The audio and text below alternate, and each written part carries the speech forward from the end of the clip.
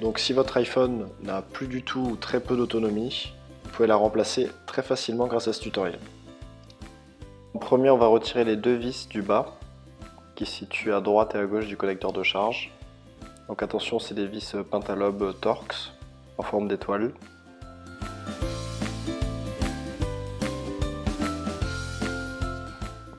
Ensuite, on va retirer l'écran de son châssis avec un Isezamo, donc une spatule très plate, ou alors on peut utiliser une ventouse.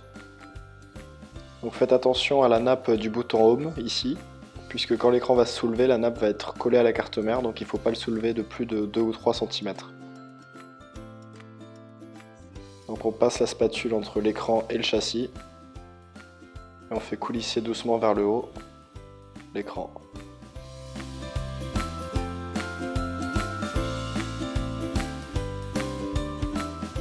Et là vous allez voir, on voit la nappe du bouton Home qui apparaît.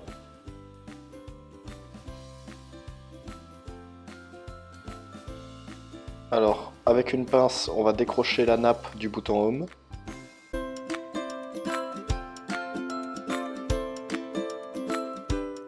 Donc on retire la plaque en métal qui permet le maintien sur la carte mère de la nappe du bouton Home.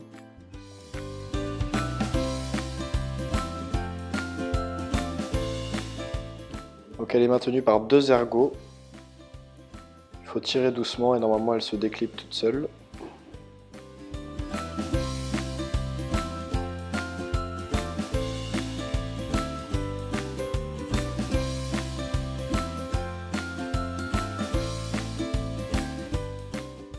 Voilà, on déclipe la nappe. Donc surtout ne mettez pas l'écran à plus de 90 degrés par rapport à la coque arrière. Sinon ça pourrait endommager les nappes du tactile, du LCD et de la caméra avant. Donc on va retirer les 4 vis cruciformes. Faites attention, elles n'ont pas toutes la même taille. Donc ce que je conseille, c'est d'utiliser un patron magnétique pour bien identifier les vis, puisqu'elles ont toutes une longueur différente. Donc on retire la plaque de protection des nappes. Et faites attention à celle-ci, la dernière qui n'est pas aimantée. Donc on retire la plaque de protection pour pouvoir accéder aux nappes. On va déconnecter les nappes. Donc à l'aide d'une spatule en plastique, on va retirer la nappe de proximité caméra avant, la nappe de l'écran LCD et la nappe de la vide tactile.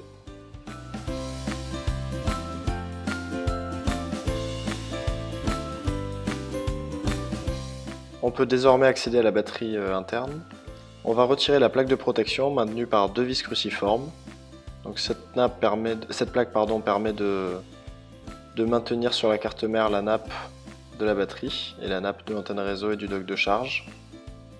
Une fois la nappe retirée, on va déconnecter à l'aide d'un spudger la batterie, comme ceci.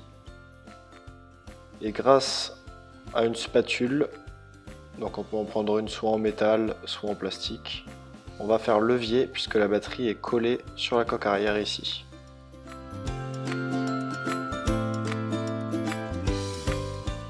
Donc on va la décoller en faisant levier. On va la soulever. Faites attention à ne pas trop utiliser la spatule vers le haut ici, puisqu'il y a la nappe du bouton power que vous pourriez arracher. Donc là on aperçoit en blanc l'ancien scotch. Donc vous pouvez le remplacer si vous le souhaitez, mais c'est pas nécessaire. On met la nouvelle batterie. Donc normalement elle va coller tout seul grâce à l'ancien scotch double face. Donc on la remet, on appuie pour pouvoir bien la coller à la coque arrière. Et on va faire la procédure inverse. On va remettre la connectique de la batterie sur la carte mère, puis le cache métallique de protection. Donc faites attention à bien donner la courbure à la nappe.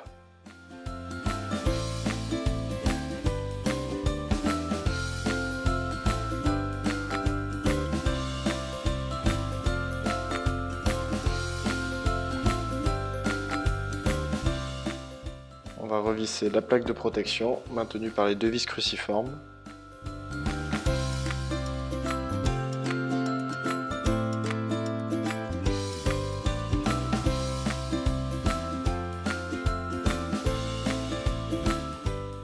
On va repositionner l'écran sur la carte mère, donc on refixe les trois nappes, le tactile, le LCD et la caméra avant, qui fait aussi capteur de proximité et réduction de bruit. Avant de tout remonter, on peut tester que l'écran soit fonctionnel, que tout fonctionne bien, l'écran LCD, la vitre tactile. On remet la plaque de protection pour pas que les nappes s'en aillent en cas de choc. Faites bien attention à l'ordre des vis puisqu'il y en a une qui est plus longue que l'autre. C'est celle tout en haut à droite.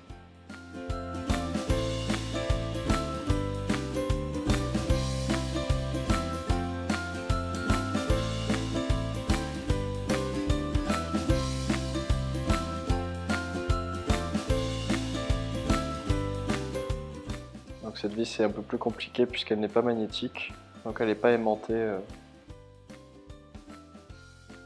par le tournevis. On n'oublie surtout pas de reconnecter la nappe du bouton Home sur la carte mère. Donc elle se clip avec le doigt ou avec une pince de précision.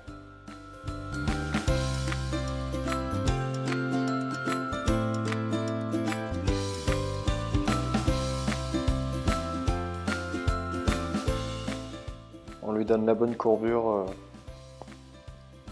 comme elle était à l'initiale.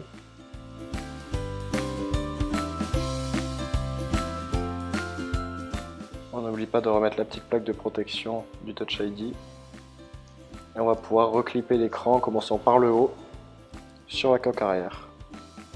Les côtés, normalement tout doit s'emboîter tout seul.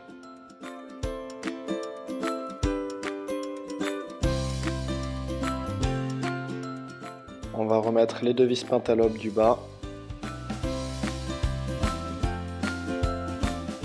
Donc merci d'avoir suivi cette réparation, j'espère qu'elle vous a aidé.